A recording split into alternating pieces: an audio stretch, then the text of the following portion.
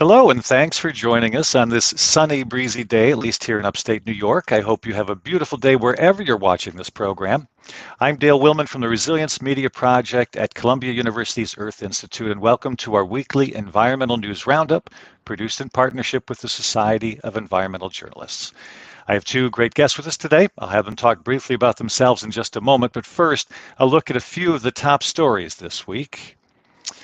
It's an ominous map that you're seeing here right now, and this graced the top of a New York Times article from Wednesday. Millions across the Southwest facing heat alerts. Temperatures affecting more than 37 million people are setting in until at least Saturday night.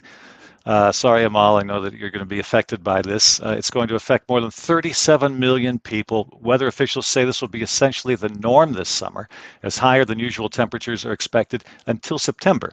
So this could be the start of a not so beautiful relationship, to quote Casablanca very badly. Journalists, if you're looking for an expert to talk about extreme heat, Columbia's Radley Horton is your guy. He talks a lot about this and wet heat and how this is occurring in more spots around the world and where people can die very quickly from that level of heat. So, of course, heat isn't the only problem in the Southwest. That region has been suffering from a drought as well, which creates what's called a compound risk, more than one risk factor occurring at the same time. In the last 2 years, Florida has also experienced compound risk, hurricanes hitting the coast at the same time that COVID restrictions prevented people from gathering in shelters. And this is actually much more common than people realize, the idea of compound risk. We as human beings like to think in simple terms and one issue at a time, but nature doesn't work that way. So often you'll see compound risks laid on top of each other. Same thing in the West, or with the West with drought and the heat. This is a perfect example of compound risk. One story I wanted to highlight, simply because I'm a huge fan of our national parks, is the decision by the Biden administration to ban single-use plastics in the parks, wildlife preserves, and other federal areas. Plastics have gotten big attention in the past few years because of their role in polluting the Earth's oceans, and 88 national park sites are ocean or coastal based. But plastics are a huge issue everywhere, with microplastics, which are these tiny pieces of plastics now showing up in human blood. So this is a big story that can be easily localized by reporters. Probably almost every town has a wildlife refuge or park nearby. Also in the news, but not well covered, was President Biden's announcement that he hopes to designate the Hudson Canyon as a national marine sanctuary. The underwater canyon is similar in scale to the Grand Canyon and lies 100 miles southeast of New York City. The reason for the hoped-for designation is that the canyon is a biodiversity hotspot. Today we're going to talk about energy, and I thought I'd end with a story this week about storage batteries. While wind turbines and solar panels get all the attention with renewable energy, a great story for journalists to cover is the role of energy storage. Because of the intermittent nature of most renewable energy sources, in order to make renewable energy reliable, there needs to be commercial scale storage available to take in excess energy for release during off times, sunset for solar panels, for instance. But the storage industry, which is quite new, is now struggling with a lot of issues, from supply chain problems and transportation issues to soaring mineral costs. And there's a bit of an irony here. Storage is also suffering from competition with the electrical vehicle industry, which is going to increase demand for electricity because they're competing for some of the same items. So that's our quick roundup this week. There are a lot of entry points for journalists interested in covering any of these issues. The question, of course, is how do you localize that issue and where do you find your sources? So let's talk energy. Joining us today is Amal Ahmad, a freelance environmental reporter in Texas who does a great deal of work for the Texas Observer. And Herman Wang is a reporter and managing editor for S&P Global Platts, based in London. So Herman, before we start a discussion, could you give sort of a just brief comment about your background and how you got to where you are? Sure. Well, thank you so much for having me on the program. I've been covering OPEC and Middle East oil markets since 2016 for S&P Global Platts. Actually, we've now rebranded ourselves as S&P Global Commodity Insights.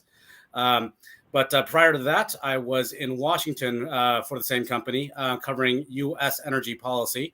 And before that, I was a newspaper reporter. I was the Washington correspondent for the Chattanooga Times Free Press. And before that, I was the City Hall reporter in Chattanooga, and also worked for local newspapers in North Carolina and Pennsylvania. I've kind of specialized as I've gotten further along in my career, starting off as a general news reporter and moving into the Washington beat and then the policy beat and then over into oil markets. So it's been an interesting journey. What drew you to oil markets? Well, I was an environmental sciences major as a undergrad, and then I went to journalism school and got my journalism degree. Really had no intention of ending up where I ended up. I got into journalism because I wanted to do sports reporting. I thought could be no greater job in the world than to get paid to watch games. And I did that for a few years. I just realized actually it was more of a grind than it would. It's not as glamorous as it sometimes seems to be.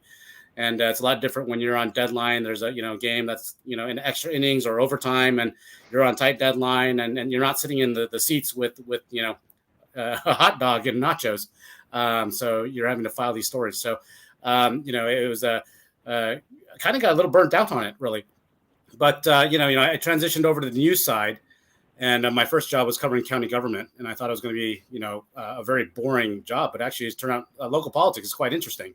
You get a lot of personalities involved, and a lot of the issues that filter down from the national level down to the state level down to the local level. These are actual real issues that are hitting the pocketbooks of your readers. Whether it's garbage collection, whether it's voting access, whether it's your healthcare. All these are very localized issues. I didn't really start covering energy until really when I was in Chattanooga, and some of my, Chattanooga in Eastern Tennessee, there's a Tennessee Valley Authority, does a lot of, hydropower, especially nuclear power. So I started getting a little exposed to that. And then when I went to Washington for the Chattanooga paper, covered those things on a federal issue, on a federal basis. And this is also around 2008 when oil prices also started going through the roof, $147 per barrel. And that was really my first taste of energy markets and really just getting a crash course in how energy markets work. And there's a lot that I know now, having covered it now that I wish I had known what back then that would have been really helpful to my coverage, just how the economy works and how oil markets work and regulation works and all that ties together. So, that's been my journey. We'll probably talk about this a little bit, but one thing that I'd love to see more coverage of isn't just on markets, but on the transition and what that Sure. means and changing into a new normal and what that can be. And I'm sure you're doing some of that, and we can talk about that in a bit. Yeah. But Amal, why don't we do the same thing with you? If you could just give a little bit of how you got to where you are and where you sit today. Sure, yeah. So I am currently a freelance environmental reporter based in Texas, so in Dallas, where I grew up. I've been covering environmental issues here for a couple of years now. And it's, like Herman said, like local politics is just full of really interesting stories that I think really matter to people. When you talk about these like kind of abstract national policies, right? It's really affecting the people that live here, right? And so it's just been really rewarding to be able to write for, a local audience and focus on that. Previously I was the environment reporter at the Texas Observer, briefly worked at the Texas Monthly as well. So yeah, I've been based here for quite some time and hope to keep doing that. I'm actually, today we finally announced that I will be joining Floodlight News as their Texas-based reporter. So that is the next step for me, hopefully. And I'm excited to just, keep staying here and focusing on all the companies and, what they're up to, especially on the Texas coast. Congratulations. I'm honored that we're one of the first to learn of that. That's great. Good you. luck with that.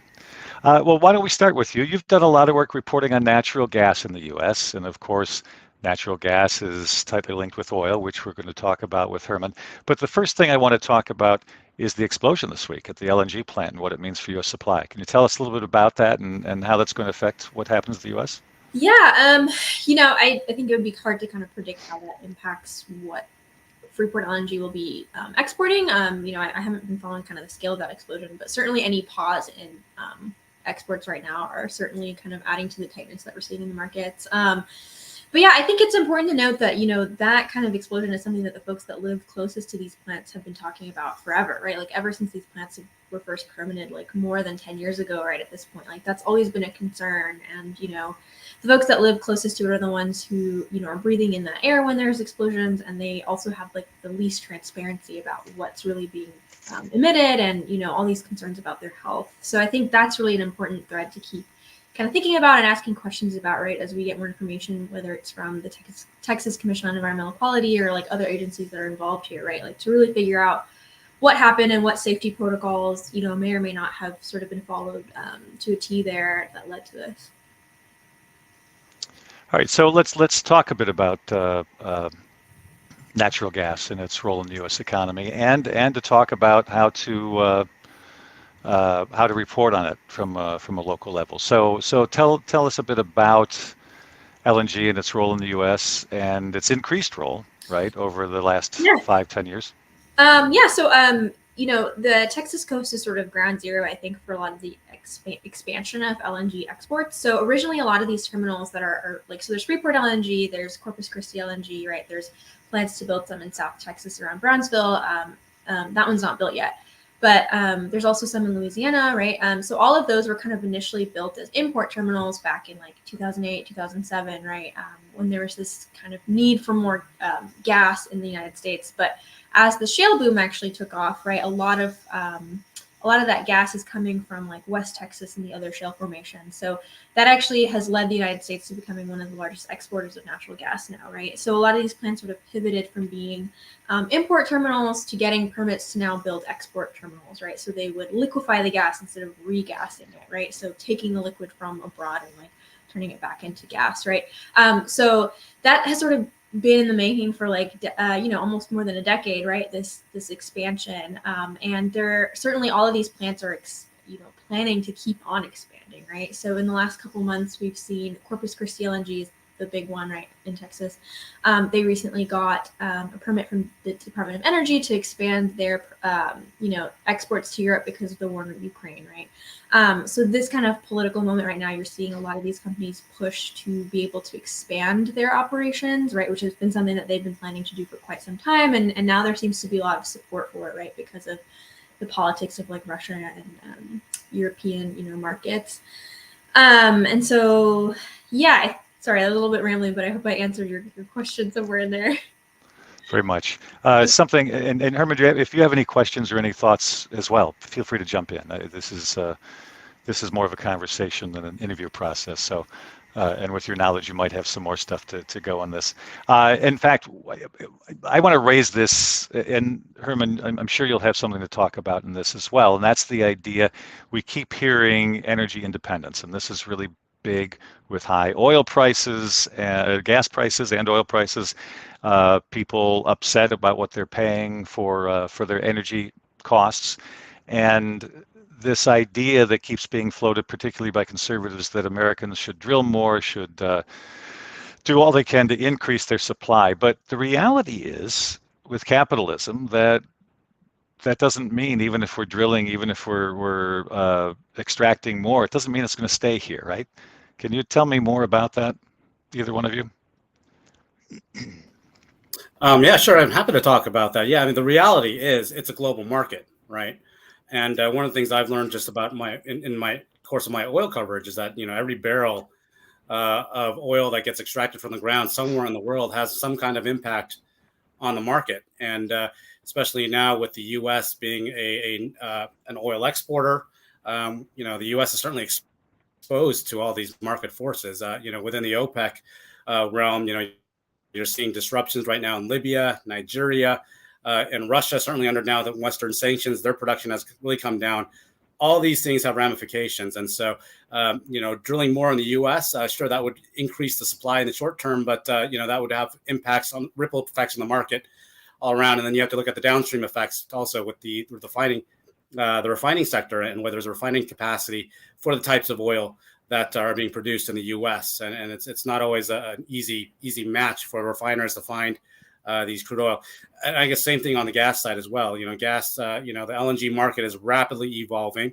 We're seeing, where it was mostly limited to local pipeline gas. Now we're seeing shipments of LNG crisscrossing the world. But a lot of these LNG contracts are tied up in term contracts, and it hasn't quite evolved to the same liquidity that the oil market is right now. So a lot of these projects that are coming online, they're not going to necessarily be available in the short term with some of these expansions. But and I think you're right though on the export.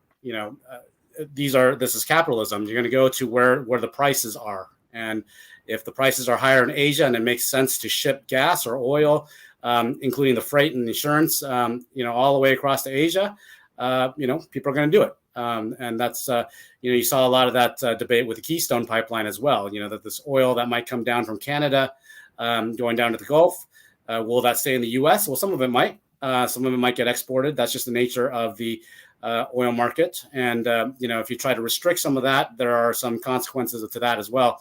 A lot of moving parts of this, but the fact remains is that it's an interconnected global market, and resource nationalism, I think, is just something that rarely bears out, benefits over the long haul.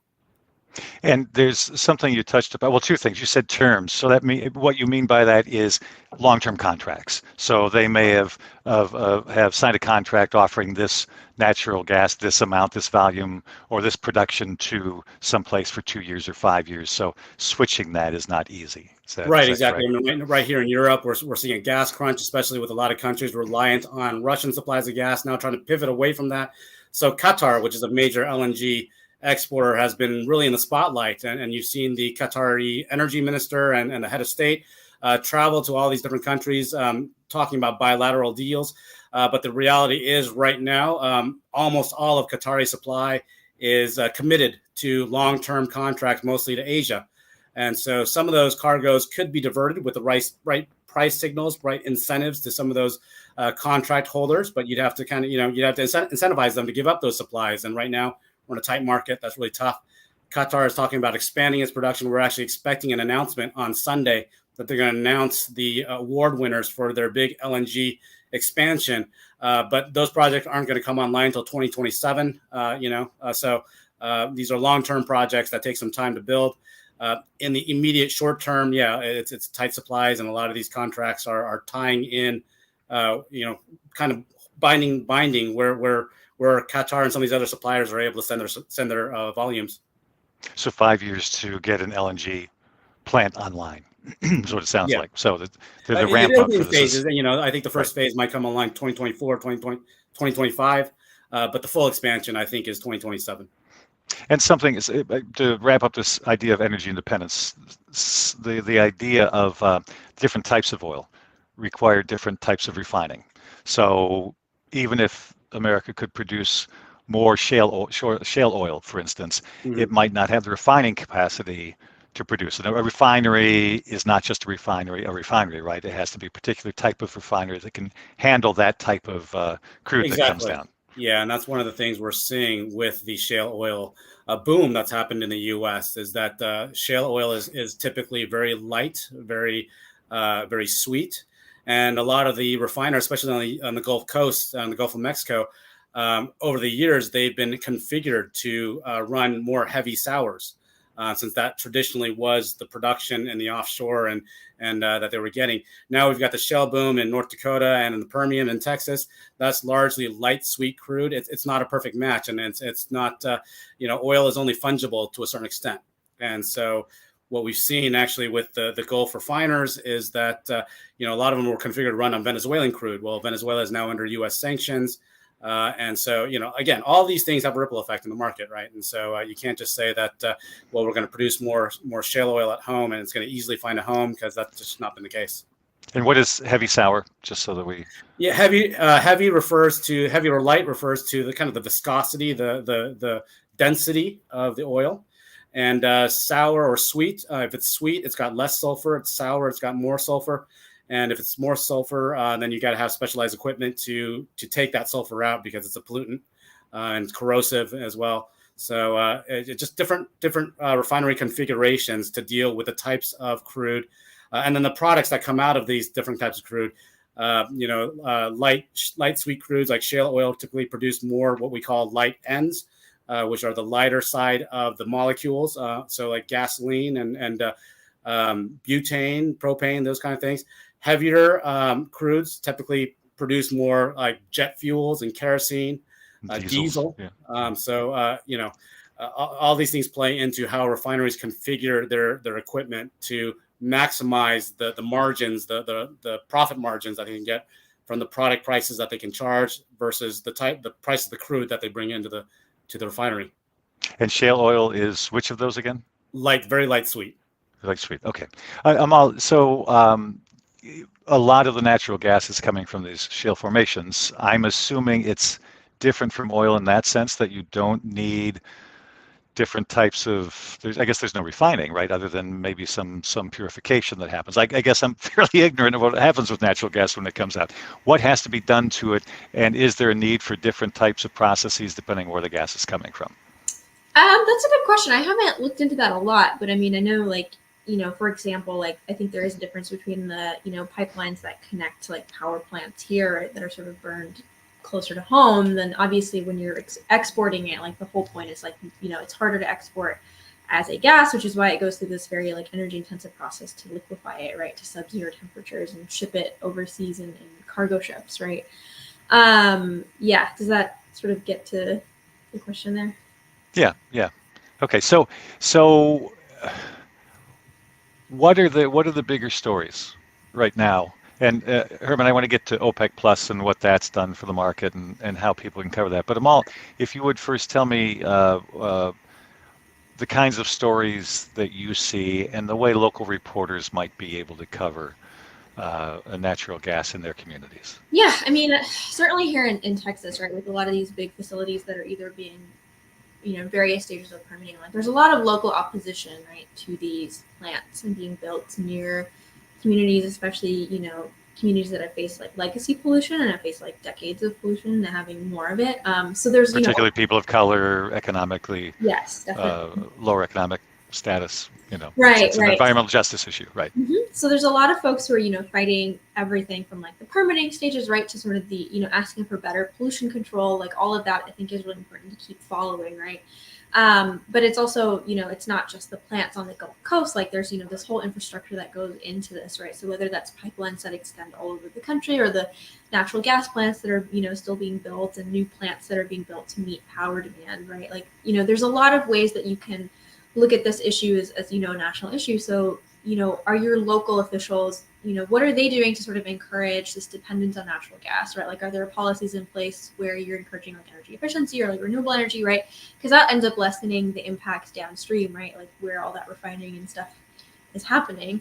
And the pipeline infrastructure in this country, like crisscrosses like almost every community, right? So there are definitely ways to talk about, things like pipeline expansions or like permits and all of that, power plants, like, even if it's not the big hulking like LNG facilities, right? Like there's definitely pieces of this infrastructure in almost every community in America, I think. There was a movement at one point to use compressed natural gas, use it for vehicles. There are a lot of buses around the country, public buses that are now using CNG, some trucks, short haul trucks.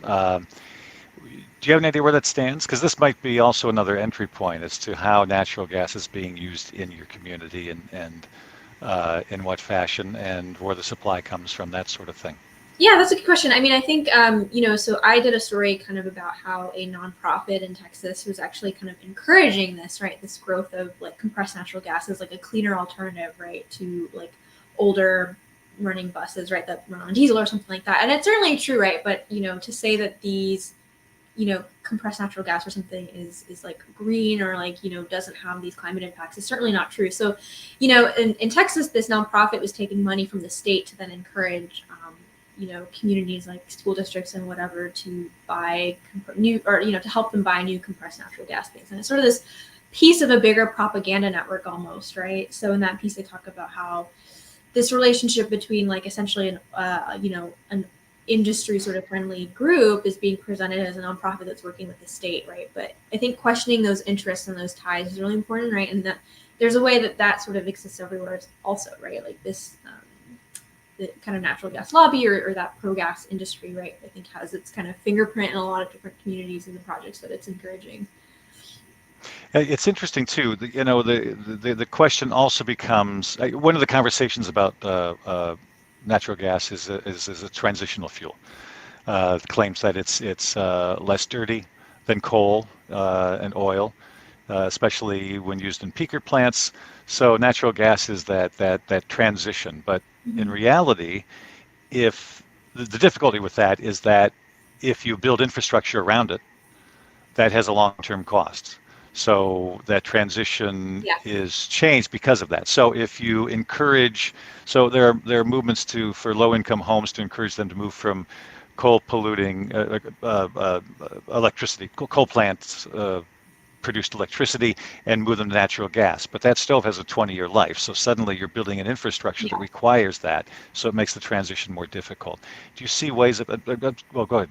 Yeah, I mean, I would say, that's a big critique, right? Like, so when you think of the Permian and so from every stage, right? So from drilling in the Permian to sort of the pipeline leakage to like flaring at the LNG plants, right? Like across all of that, right? Like the big kind of argument that the industry makes is like, well, we're exporting gas to places that use coal, like especially if we're exporting to Asia, right? Like we're displacing coal, so that's cleaner. But a lot of investors are actually pointing out, like, well, Permian gas is sort of known to have all of this methane and flaring associated with like every stage of production, right? So it's not actually cleaner. And methane is a much more, carbon intensive greenhouse gas than CO2. So that claim of like, that, natural gas from Texas being clean is sort of absurd, right? When you tally up the actual kind of CO2 equivalent. And so it's really not a transition fuel, right? And that's like, again, something that has been a talking point for years and like has been debunked, but is still definitely like pushed, right? Um, and you're seeing resistance from investors, right? So a lot of the South Texas export plants, like that is a reason that some of the investors have pulled out from Europe, right? Because of this sort of association of Texas gas being particularly methane intensive. And, there are no state laws that regulate it. There's no sort of enforcement with real teeth about getting those methane emissions down, right? Like using best available control technologies and all of that. Like, Earthworks is a nonprofit group here that like they'll go around the Permian and sort of with these cameras and show people like the pollution. It's like, it's pretty insane when you see those photos, right? Like just leakage from that, like whatever. There's plumes coming out, yeah, that are Yeah, invisible, but that these cameras are able to. Are they infrared? I forget, but they're yeah, able to show that plume coming out. Yeah. exactly. So, yeah, this idea of it being a bridge fuel is quite frankly, just not true. And I think it's worth emphasizing that in all the coverage that we do about energy. In fact, I thought I saw something this week, an article about some internal documents were obtained. I could be wrong about this, from some producers finding that they had knowingly lied about their emissions, underplaying the amount of emissions that they were putting out. Yeah, and that's not uncommon in Texas, I think, where the state relies on self-reported data, right? So all of the data that the state has is actually not collected by a third party or the state itself. It's reported by the companies, right? So, there's obviously questions that are raised, and, environmental groups also, tend to emphasize just how little the state really enforces. Like, so if a company does file a report that, all right, we had this accident, like there's no follow through a lot of times, right? So you'll come back a year later and see that like all of these things that failed are still failing or still leaking, right? And there's very little, enforcement of fixing any of these plants. And you talked about Earthworks. That was the group. Yes. And this is one way that local reporters can interface on this is to find an organization that might be doing this in your community that's looking for this. Also, I think you might know better than I think it's Environmental Working Group that just put up the methane sniffing satellite. So that'll be online. I don't know if you're familiar with that or not. I heard about this a couple of weeks ago. Yeah, so I mean, something I follow. So Earthworks also has the oil and gas threat map. So they've sort of plotted out all of these different facilities, and they've shown like I think it's a half-mile radius around all of these, right? That's sort of agreed upon by public health researchers as being a sort of danger zone around these facilities. So you can look at all these drill pads and see sort of the radius around it, and see like how many schools or daycares are within that radius too, right? Because a lot of these are allowed to be really close, right? There's the setbacks on these are not like uniform from state to state, and they can be pretty close to childcare facilities, which is disturbing considering the stuff that comes out of it. So that's a really great one. It's Earthworks. Like if you Google like Earthworks, I think it's oil and gas threat map. Yeah, and then EDF, I know Environmental Defense Fund does. like in the Permian, they track methane emissions with satellites. That's what I'm familiar with. I haven't heard of the EDF. Okay. Okay, yeah. Maybe it's EDF that put up the satellite. I just remember an organization recently launched their own satellite, yeah, environmental nonprofit to track this. There's a lot of great data from that. Environmental Integrity Project has like a database of like, thousands of different facilities. So you could, I think you can filter by like zip code or city or something like that and figure out like what's in your community, right? Like what kind of facilities are there. So yeah, there's a lot of tools to figure out, even if you're looking at something like the Energy Information Administration, like they also have these energy infrastructure maps that can show you like, here's where the gas plants are, here's where a pipeline is, here's where like an ethylene cracker is, like all of these things, right? Like they're all over the place, right? Like, so it's pretty easy to, there's some tools, not easy, but there's certainly tools that make it easier, than starting from scratch. So definitely recommend checking those out. And you said they're showing pipelines? Yes, I can pull it up. Do I have screen share? I have it like as a. I'm not sure. I never remember how that works on your end, but yeah. Yeah. Well, because I'm fascinated by that, because it was after September 11th, access to a lot of those sorts of infrastructure maps were regulated. They were taken offline. You couldn't find them. So that they're out there again, that's interesting to me, because again, this is when we think natural gas, a lot of communities, a lot of reporters will go, well, we don't have that in our neighborhood. We don't have any sort of, issues. We don't have a cracker plant. We don't have drilling here, so it's not really a story for me. When, in fact, pipelines may be, right under your feet, or they might be under your local high school or something. There are a lot of stories and a lot of ways with these tools that are now out there that you can access this story. Mm-hmm. Okay, so I just add something. I mean, one of the things that we're really seeing emerging in the market is this idea of carbon intensity, and it's certainly something that we've been looking at S&P Global, the carbon intensity of various crude oils, right? And we know fuels like oils like fracked oil, for example, are very energy intensive. But even some of the conventional oil extraction methods, like Iraq, does a lot of flaring of gas instead of capturing it, and that's very polluting. Russia is another big emitter of these methane and flaring when they drill for oil. And so what you're seeing a lot in the market now is a lot of these oil companies that are seeing climate regulation coming down the pipe, and they're seeing this I guess as an existential threat to their business. They're starting to now divest from some of the more dirtier oil fields and projects that they have. And in some cases, some of these Middle East companies, they're talking about low carbon crude. I mean, that's, maybe it's a bit of an oxymoron there, but what they're talking about is the life cycle emissions of, from the ground to the end user. How much carbon emissions are emitted by not necessarily by the burning of the fuel, but by the extraction, the refining, the transportation of it all. And so I think this is going to become a bigger thing as we get into a more climate regulated regime globally, where you're seeing a lot of investors divest away from dirtier fuels. Is you're going to see some companies, some producers talk about the carbon intensity of the crudes, and regulators as well are looking at this. California has a low carbon fuel standard that they have adopted for the last couple of years. I think Oregon has adopted as well, and I believe British Columbia has also adopted a low carbon fuel standards, and they're looking at, again, just the life cycle of these transportation fuels, companies that import lower carbon fuels get a credit that they can then sell on the open market, and so there's a market price incentive to clean up and get away off of maybe the more traditional fossil fuels. And so, this is something that governments are looking at. And I know there's been various efforts to try and get a nationwide low carbon fuel standard that hasn't worked in Congress, just due to, I think, different states wanting to have their own regulatory regimes. But yeah, it's something to definitely look at, this notion of life cycle carbon emissions. Well, it's interesting when you said there's a dirty little secret to the disinvestment process, which is they're not just shutting down these wells, both gas and oil. They're actually selling them to smaller companies that may not meet even the minimum standard that the bigger companies are. So it may actually, in the short term, increase Right. the problems with pollution, with gas, with methane, with all of that. That's correct? Yeah, absolutely. I mean, when we're seeing, BP or Shell, talking about, getting rid of some of their, selling off these fields, these oil fields. Well, they're selling them to somebody, right? And so, and a lot of these are in countries that are, they don't, not like they want to see their oil fields stop producing. So, it's in their financial interest to get someone else to produce that oil. So, that's why this idea of it came up at COP26. There's this cross-border pollution, accounting. How do you account for emissions? Is it where it's produced? Is it the end user?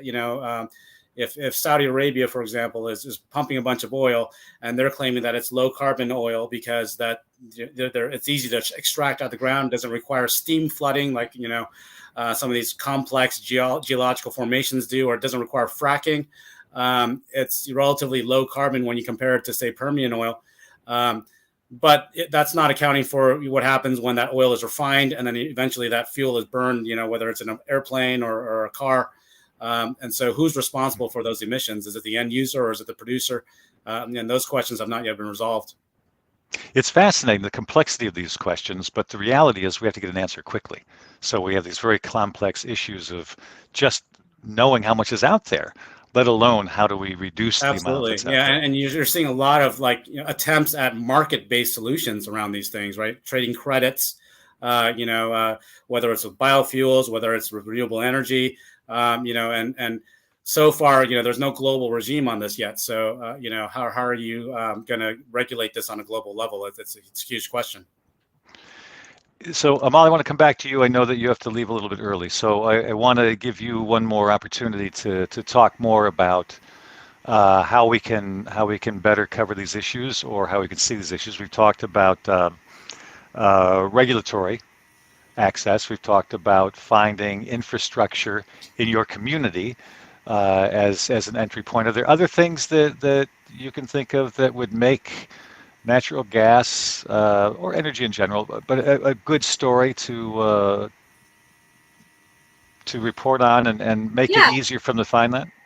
I mean, I think like, especially in the course of my own reporting, right? Like energy does touch the lives of like everyone, right? Like, we think of Texas right now and there's a lot of like concern and sort of chatter about, well, we have this heat wave and this extreme weather and we know our grid hasn't been stable and can't handle these, extremes. So like, should we be worried about it, right? So I think there's a way that like this very much affects all of us, right? Like the AC's not running in Texas this weekend. Like a lot of people are going to be, potentially at risk, right, of these health impacts from like heat stroke and the heat wave, right? Especially with higher humidity levels. So, this is a very like energy. I feel like everything we've talked about might seem very like abstract and sort of, over your head, but like this affects like, can you keep the lights and the AC running in your house, right? And there's a lot of ways to talk about that, right? Like I think personally, I think energy efficiency is a big story, right? And talking about how do we make like homes more resilient, right? Like what can we do to support folks with being able to like pay energy bills as the cost goes up, but also make their homes more efficient and like more resilient to these climate disasters, right? There's a lot of policies around that. And then again, like grid issues, like that's not limited just to Texas, right? There's like obviously Texas sort of being isolated makes it its own like complicated thing, but this is an issue in like all states also, right? As population growth and like increased demand from like industry and all of this, right? And heat waves and like extreme weather, right? Like as we see the energy demand going up, like I think we really need to start questioning like how, what kind of policies or protections are coming into place to make sure that folks aren't, left out to kind of deal with these extreme weather events on their own, right? So those are definitely some things I'm following personally, right? And there are other ways like this can touch things like transportation too, right? Like as we talk about electric car ownership, encouraging, I think it's important to ask questions of like who's being left out of that, right? Like if that's sort of the model that we're going to, it's still a very like private individual sort of solution. So we need to start thinking about, public transportation, stuff like that. Like how are we talking about that? Like how are we addressing folks that already don't have cars, right? And are going to be left out of this transition?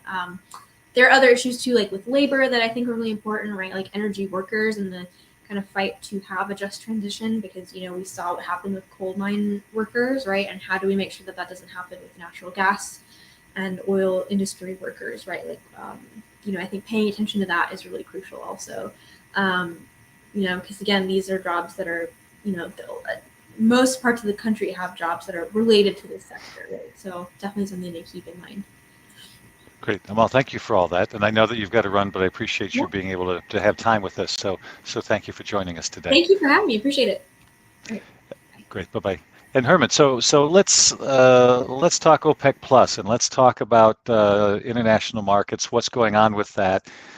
If you would explain to me Ukraine, OPEC Plus, which means Russia and a couple of others, and how that's affected oil prices and why gas prices are so high everywhere. Basic thing in 2 minutes. Yeah, let's do a history lesson of OPEC Plus. But no, it is important to kind of see where we came from. And so when we talk about OPEC, OPEC is a group of 13 nations of the Organization of Petroleum Exporting Countries. Sometimes they get called in the media a cartel. That's debate in academic circles about whether they actually are a cartel or not. They certainly try to act like one sometimes, but due to different sovereign national interests, it's like herding cats sometimes. But OPEC was a group or is a group of countries that used to have a lot of pricing power within the market. They used to have 40%, 50% of the global market in terms of oil supply. That has declined over the years with the increase in production from fracking in the U.S., for example, or from oil sands in Canada, North Sea production in England or Scotland and Norway. And so their market share has been declining over the last few years. And what they did in 2016 was they negotiated an agreement with Russia and 8 other major producers, Kazakhstan, Azerbaijan, Malaysia, etc. And they banded together to form this OPEC Plus coalition, and that took them back up to 50% of the market. So their market power was, instantly, they regained it. And why did they have to do this? Well, this is in 2016. So from 2014 to 2016, we saw a big slump in oil prices. A lot of that was caused by the shale revolution, U.S. production, which, at one point in the 90s and early 2000s was thought to be in terminal decline, all of a sudden got revived by the shale revolution. The U.S. became, one of the top producers, if not the top producer in the world at various points. And so this was a threat to OPEC, and oil prices had declined. And you got to remember, for a lot of these OPEC countries, that 90+% of their GDP or their revenues, their government budgets come from oil sales. So it's an existential threat to them. So they banded together with Russia. They instituted a series of production cuts starting in 2017, modest production cuts at the time, and that really kind of stabilized the price. And we had kind of a range of rescue. The oil price, I think, at the lowest in 2016 was about $19 a barrel, and they rescued it up back to $80 a barrel. What's an acceptable price is always a matter of debate between whether you're a producer or a consumer. But the stability was really what was more important for them. Well, in the last couple of years, we've seen a couple of black swan events, right? We saw COVID ravage the world, and that was causing oil demand in 2020 to just fall off a cliff. And so this OPEC Plus coalition had decided what to do. And Saudi Arabia wanted to cut production. Russia was more resistant to it. They wanted to kind of see how COVID evolved. There was a disagreement. They couldn't come to a deal. And so OPEC Plus broke up for like a month. And there was a price war. And that's what caused price to, WTI prices in the U.S. to plunge to negative dollars, which was unprecedented before. And then quickly they got back together once they saw that, and through the lobbying of President Trump at the time, they got together and instituted historic production cuts, 10 million barrels per day of production cuts, unprecedented in the history of OPEC, largest production cut in history. And they've since, as COVID has kind of been receding, although not completely, obviously, they've been gradually ratcheting back that production. And the aim is to be done with those production cuts by the end of this year. Well, then in February we had Russia invade Ukraine, right, and Russia becoming a Western pariah for this invasion. Europe and the U.S. imposing sanctions that targeted a lot of Russian production. And so Russian production has now fallen off. And so we've seen with the rise in oil demand, just as the globe is recovering from COVID, plus now a lot of Russian production is now offline due to these sanctions. And now we're seeing a very tight market. But the market was tightening even before the invasion. And it's really not just oil, but as you said, with gas, metals, we're seeing, some people have called it a commodity super cycle. And a lot of this is driven by the recovery from COVID-19, a lot of economies opening up, people traveling again, people going back to the office. But it's obviously been exacerbated by this Russian invasion of Ukraine and the subsequent sanctions that have been put on and the efforts to pivot away from Russian energy supplies. So, that's where we are today. Gasoline in the U.S. near $5 a barrel, or not a barrel, $5 a gallon. And a lot of efforts by the Biden administration and other consuming countries, India, Japan, to try and do something about this, to try and push OPEC to produce more. And they're limited in what they can do. So it's a lot of moving parts of this market. Yeah, it seems like we regularly have these moments where something severe happens, and people talk about coming back to a new normal, meaning that the old way wasn't working. How can we use this moment to change our thinking and change our behavior so we have a new normal that's better for the environment, better for us as people, whatever it might be. That doesn't seem to work very well. We've seen, the inertia seems to capture us and keep us returning back to the way things were. Is there an opportunity in this? And you're not putting on your cap that says I can see into the future, or your crystal ball. But is this an opportunity to rethink oil in the economy with what's going on now? Yeah, absolutely. Although, one of the things that's really surprised me is that, if you think back to where we were in 2020 and then maybe even early 2021, a lot of the talk was about, like you said, this new normal. Everyone's going to be working from home now. No one's traveling. Business travel is dead. We're all just going to be doing these Zoom calls now from now on. And so, oil, there are some prognosticators saying that oil demand had peaked forever and was on the terminal decline. And this was going to be the new normal. And then you saw, with a lot of these, pandemic stocks, Peloton, Netflix, some of these Amazon, really zoom up during the pandemic. Zoom, pun intended, pun not intended, but it works here in this case. Some of these companies saw their stock prices surge in the pandemic. And now we're at a point where, the economy's opening back up. Well, it turns out actually people do want to go back to traveling, to going back to gyms, to going back to the office in some cases. Not every case. I think the air travel, jet fuel demand that we're seeing is still it's still below pre-pandemic levels. But, I just anecdotally, just when I've gone to conferences that have started up again, I'm seeing a lot of strong attendance at conferences. I think just a lot of people are just eager to get back out there and to re-socialize with people. So I don't know. This is, if you had asked me this question a year ago, are we in a new normal with oil demand? I would say, yeah. I bought myself a Peloton, and still enjoying it, by the way. How's that working for you? Yeah, exactly. Yeah, still using it. But, obviously, a lot of people have either abandoned it or gone back to gyms or running outside or, whatever it is. So, I don't know. I think, this idea that we are all going to retreat into our homes and not travel anymore, I'm not sure that that's the case. But that would be an interesting thing to look at, if in terms of local stories, if you're a local reporter, what are the transportation trends? One of the things that we cover every week is the mobility stats from Google, and just seeing how many people are traveling on the roads and how many people are getting out there. And, you can get that localized data and kind of take a look at those trends.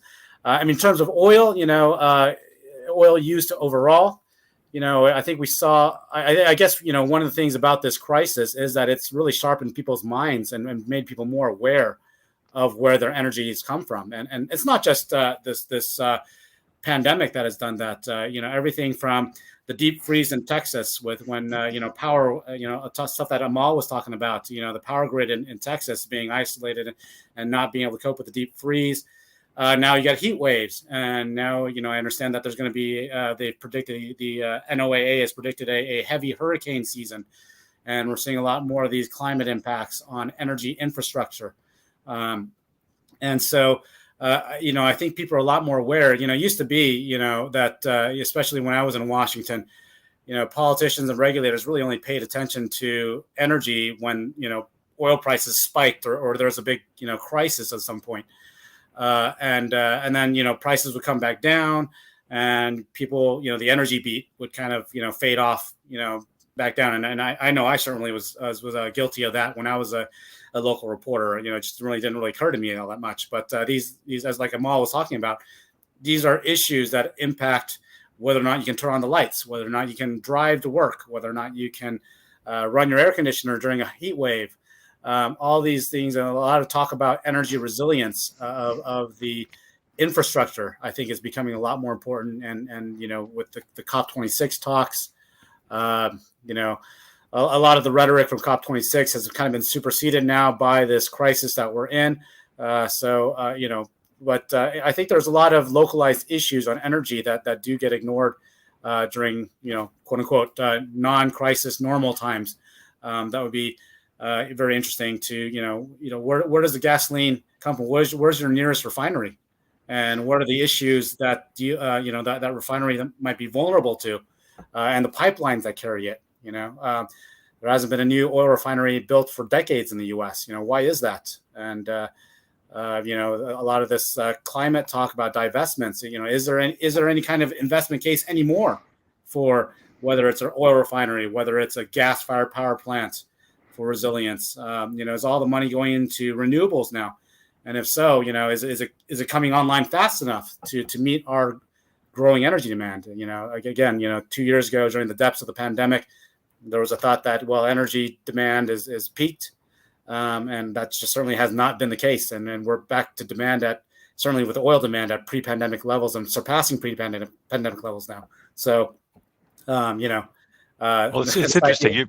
We talked about new normal several times, and this is something that's always concerned me when you look at environmental news coverage in general, not just energy, but in general. There's a guy in New York, Andrew Tyndall, who does the Tyndall Report. Okay. He looks at the broadcast network coverage, and he parses it down every year. And using the broadcast networks so not a CNN or a Fox, but the ones over the air, but using them as a proxy for media. When you look historically at the coverage of the environment, it's typically 2% of coverage, 1% of coverage. Yeah. The exceptions being those crisis events. 1989, it was around 9 or 10%. That was when we had Alar, which was that chemical sprayed on apples to make them ripen at the same time, which was a suspected carcinogen, it turned out. It was also Exxon Valdez. When you took out the crisis coverage, not the stuff that helps inform people and show them different paths, but the crisis coverage, the total environmental coverage is down about 1%. Yeah. So we see a consistent trend in which there is no coverage. There's no real coverage until some major crisis happens. And then we talk about crisis, but then the stuff that helps us move forward doesn't get that kind of coverage. And how do we change that? How do we shift that? How do we get editors to see these as stories important enough to make up daily coverage? Yeah. One of the things I've learned, in my time, especially shifting from mainstream newspaper coverage over to specialized financial markets coverage, is just the general lack of that market perspective in a lot of energy coverage, whether it's from a policy angle, whether it's from a climate angle. I know from my time in Washington, right? I mean, there's so much, the lobbying industry is so huge, and you get deluged by these talking points. Anytime there's any kind of bill that comes up in Congress, you get the lobbying groups on both sides of it, filling up your inbox with all their statements. And it's hard to filter out, what exactly does this mean for your average person in Chattanooga, in Dallas, or, wherever you might be. Right. And so I really think that it does a lot of good if you're a reporter on energy issues or climate issues to really educate yourself about the market. We see the price of oil, on get announced or get talked about on newscasts. What does that mean? Gasoline, the price at the pump, what makes up that price at the pump? How is that derived? Where does it, when we talk about refining margins, what are the inputs that go into that refining margin? And I think it really contextualize a lot of this rhetoric that we're hearing, whether it's about energy independence, freedom molecules, or whether it's about, on the, let's electrify everything. Amal was talking about some of the access issues that, maybe some people who are of disadvantaged communities have to act in terms of access to energy. What does this mean in terms of energy bills? And how are those bills determined? I think a lot of educating about prices and how they're determined, how the market works in the context of regulation, policy, I think would be quite critical. Explanatory journalism has significance. Yeah, absolutely. And I think Amal mentioned the U.S. Energy Information Administration. They are an arm of the U.S. Department of Energy, a statistical agency. And all they do is do a lot of number crunching about energy prices and energy supply and demand. And they've got a ton of data. I would highly encourage you. They've got state by state data, that you can look at. If you're in Tennessee, what are the trends for Tennessee energy consumption by source, by fuel? You can mine a lot of that data, and it's a wealth of and it's stuff that I wish I had known about when I was a local reporter, that I know now, and that I could certainly would have informed a lot more my coverage, and the analysts that are behind these EIA reports, they're always happy to talk. If all the reports have their author names on there, the EIA is a great resource for I would say very unbiased, because they're looking at it this lot from just a supply and demand market angle. And unbiased information about energy trends in the U.S. We're almost at our time, and I greatly appreciate you being in London, spending your Friday evening doing this with us. But one last question that we're not going to resolve in any sense. Okay. I'm warning you now. But something that I've given a lot of thought to, and not come up with any answers, to be honest. But all this stuff is such heavy statistics, economics. How do you?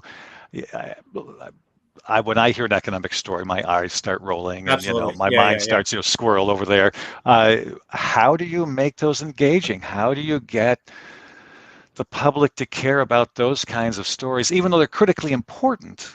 Yeah, how do you get them to want to read them?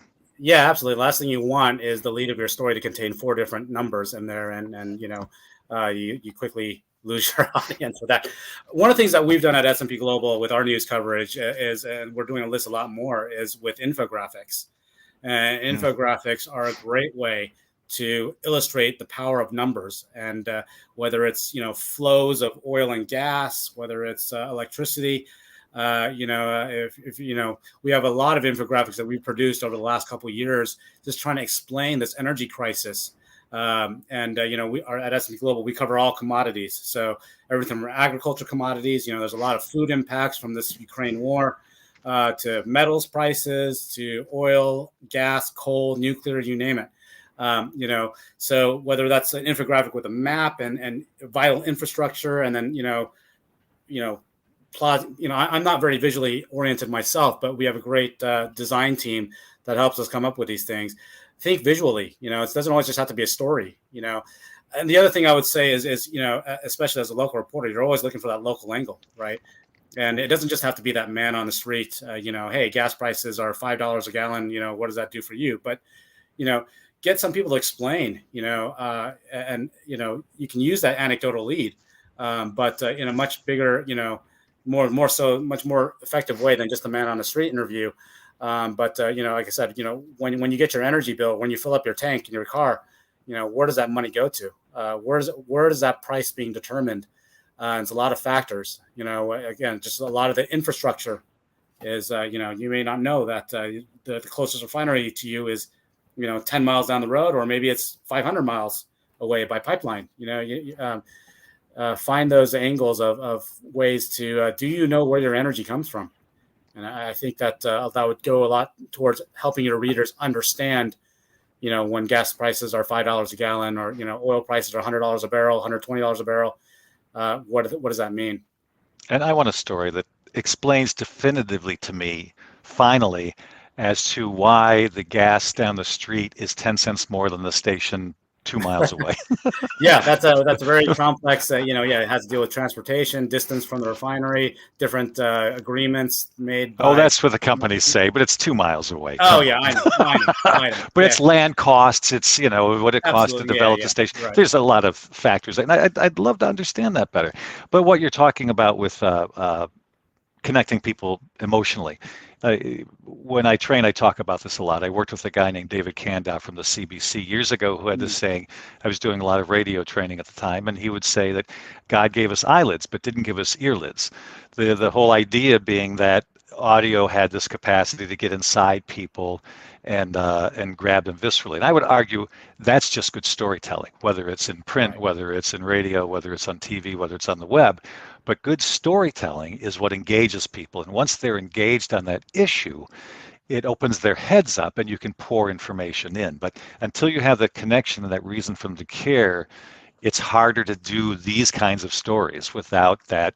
I mean, you do some specialized market. For specialized market stuff and people who are really, that's their life, it's less important. But for the average person, it's important to have that connection that makes them want to care about it. And that's always right. Yeah, I mean, I guess, I take the lesson from when I was a city hall reporter myself in Chattanooga. When the city council is talking about some piece of legislation, how do you make that, resonate with the reader? And, how do you get that story that's on, A1 or the front of the Metro section? How do you get people to care, right? Well, pocketbooks, right? It matters to people's pocketbooks. And I think the same with energy, right? OPEC, ERCOT, where a refinery is, the grid, all these are very esoteric topics to the average person, right? But, you tell that person about how that price is determined and why it matters to them and where's it going to go. That's going to be probably what hooks them in a lot more than the latest geopolitical ramifications of an OPEC decision. No one cared about electric generation and transmission in Texas until the lights went out. Absolutely. So, and I guess your job as an energy reporter is to make people care while the lights are still on, right? So Right. Herman, thank you so much. I greatly appreciate you joining us from London and again, for taking your Friday evening to do this. So we need to get everybody out to their weekends. Thanks for being here to you, Herman Wang from London, Amal Ahmad of Texas. And thanks for joining us. For more information about the Society of Environmental Journalists, you can find them at sej.org. And for more information about my work, search my name at the Columbia University website. Glad to have you all watching this, and I hope you all have a wonderful weekend. Thanks so much.